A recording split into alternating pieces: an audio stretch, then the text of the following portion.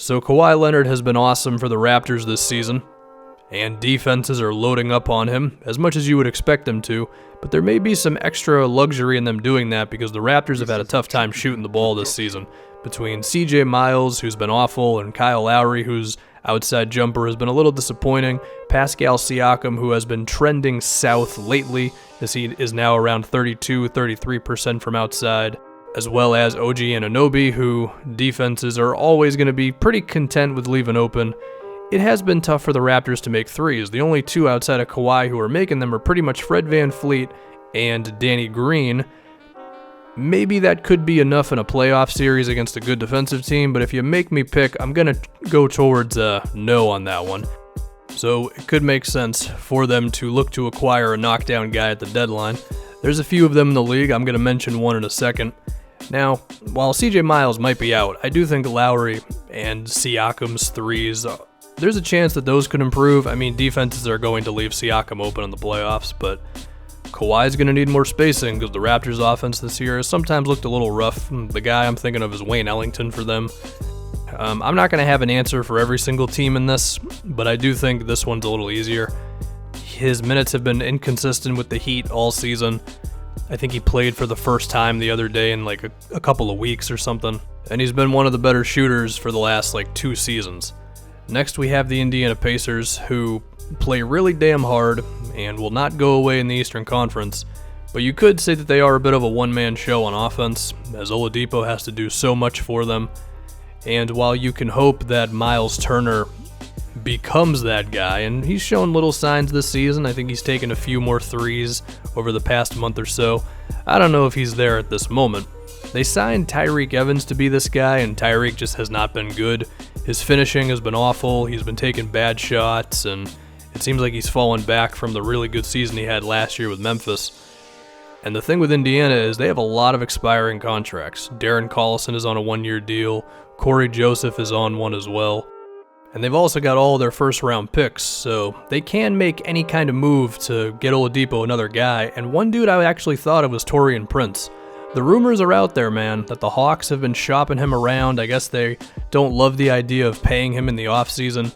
If you gave them a protection on a first-round pick and a couple of expiring deals, and you were able to turn that into Taurean Prince, who could be another option for you late in games, I think that could be something Indiana should explore. I've also seen Tim Hardaway Jr.'s name floated out there occasionally.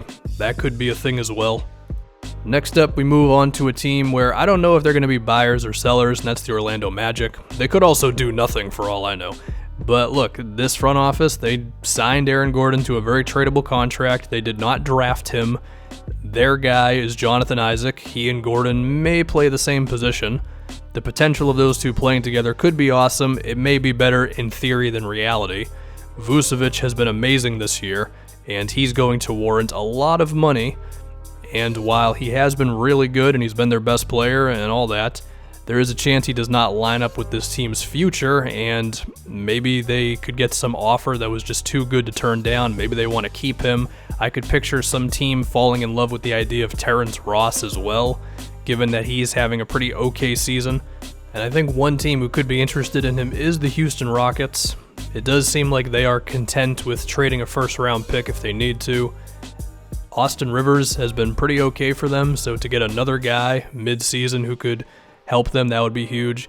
The Magic have also been in the Dennis Smith rumors, so I could see them going that route as well, where they just get a guy who they think could really help them out on the perimeter. So again, I don't know where the Magic are going to go if they end up doing anything, but they have a bunch of different options, and we'll see what they decide on. Next is the Portland Trailblazers, and this team, I do not have a specific player in mind for them, but they need another player. Damian Lillard continues to be amazing. He has been maybe one of the 10 best players in the league this season, if not he's damn close.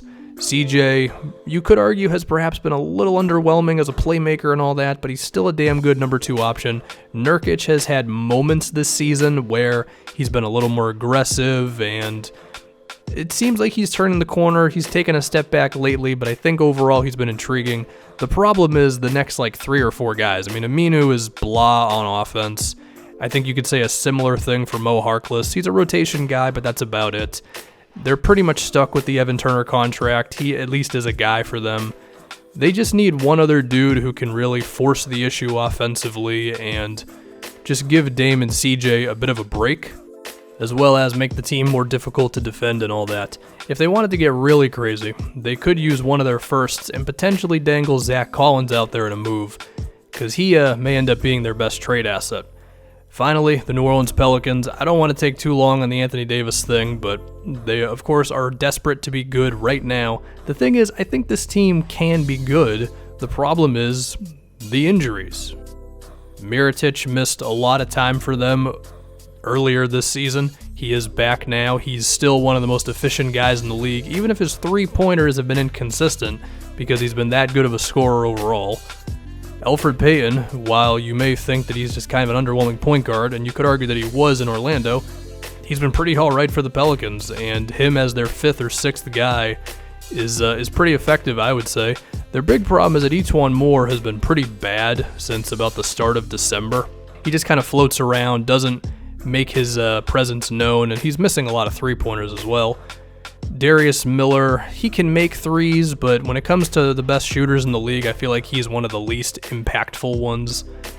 Drew Holiday has been amazing since the start of December, unlike Etuan Moore, so it's a mix of good and bad with this team, but I think there is enough good to where if they just got one more guy, then this could end up looking like a real NBA team.